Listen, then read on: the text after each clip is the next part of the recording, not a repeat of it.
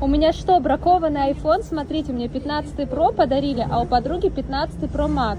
И если я делаю фотографию, у меня нет этой функции ластика, хотя у подруги все есть. Это что, китайский iPhone? Хотя, смотрите, на обоих телефонах обновления, даже на этом новее. Это не брак телефона. Важно знать, для какой страны был произведен твой iPhone. И если на твоем iPhone две физические сим-карты, а в настройках вот эта страна, а именно Китай, то ластика там не будет, и смена региона тебе не поможет. Ведь нейросети Apple в Китае не поддерживаются. Поэтому при покупке айфона на страну стоит обращать внимание. Если что, пишите нам.